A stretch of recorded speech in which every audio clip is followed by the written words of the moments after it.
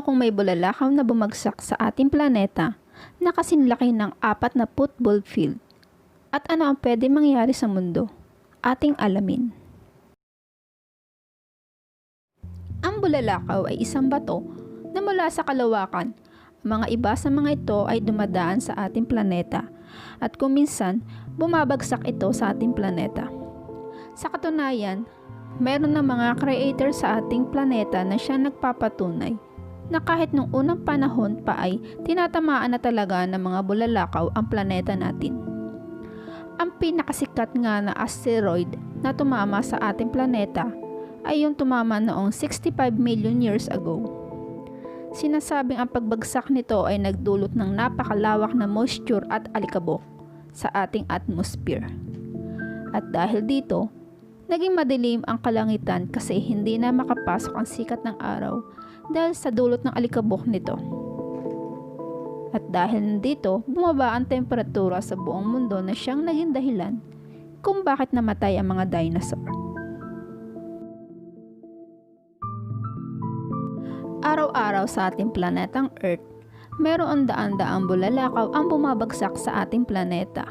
At habang bumabagsak ang isang bulalakaw sa himpapawid ng planeta, dahil sa bilis ng pagbagsak, nagdudulot ito ng init sa bulalakaw na siyang dahilan kung bakit nagliliwanag ang isang bulalakaw. Kung sa gabi bumagsak ang bulalakaw, makikita natin na ito na nagliliwanag. Ang mga ilan sa mga ito ay maliliit na lang na mga bato na natitira kaya bumabagsak ang mga iba sa mga ito sa karagatan. Ang iba naman ay sa kalupaan at tinatawag na meteorite. Habang ang mga nakakadiscover naman ng mga ito ay tinatawag na meteorite hunters. Isa ang sinasabing bulalakaw na tatama sa ating planeta ay pinangalan ng 99942 Apophis. Ang laki nito ay umaabot sa 370 meters o katambas ng halos 4 na football field. Ito ay naging nakakabahala noong December 2004 pa. Ngunit, muli itong nagbabadya na dumaan at ang nakakatakot pa ay tumama sa ating mundo sa April 13, 2029. Meron itong posibilidad na tumama 2.7%.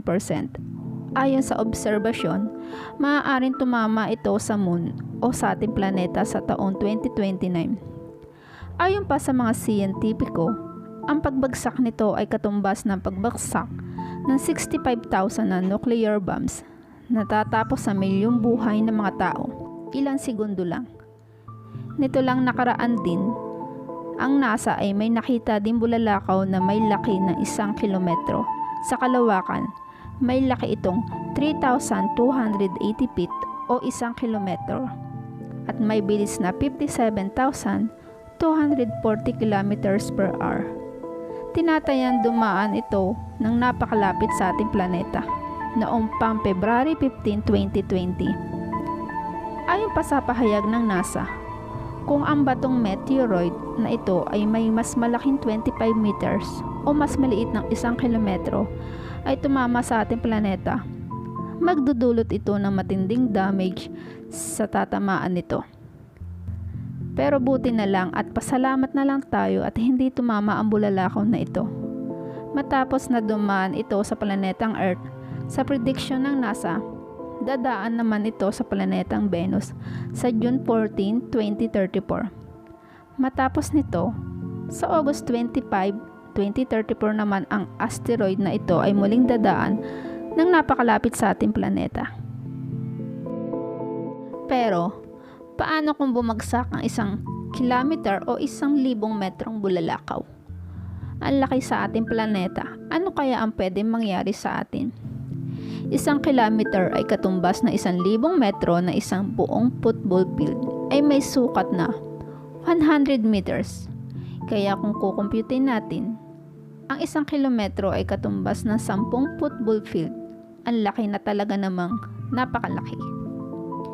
Atin na lang isipin ng 1 kilometro ng malaking bulalakaw na namataan na babagsak sa planetang Earth. Gaano na lang ang pinsalang idudulot sa atin ito? Sa pagpasok nito sa himpapawid ng ating mundo, Ang kalangitan ay magdidilim at magiging tila isang gabi. Matatakpan ang sikat ng araw. Ang pagbagsak nito ay katumbas ng 60,000 na pagsabog ng nuclear bombs. Kaya sa pagbagsak ng bulalakaw na ito ay maaapektuhan ang nasa milyong-milyong buhay ng tao, halaman at hayop. Masisira ang mga dams, tulay at buong syudad kung sakaling bumagsak ito sa ating kalupaan. Ito ay magdudulot ng matinding pagbaha, mababalot ng makapal na usok at ang buong syudad dulot ng mga pagbagsak ng bulalakaw at hindi lang yan. Ang radiation mula dito ay peligro sa kalusugan ng tao. Kaya naman ang bawat bansa ay magpapagawa ng isang syudad sa ilalim ng lupa na kumpleto sa pangangailangan ng mga tao mula pagkain, tubig, kuryente at tulugan.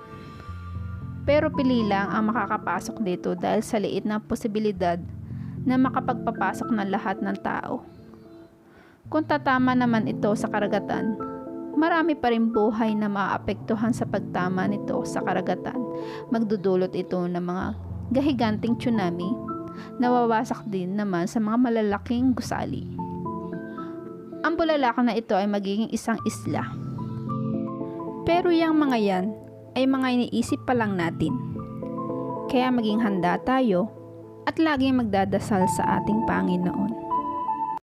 Huwag kalimutang mag-subscribe at pakiclick na rin ang notification bell para updated kayo sa mga videos naming na i-upload. Maraming salamat!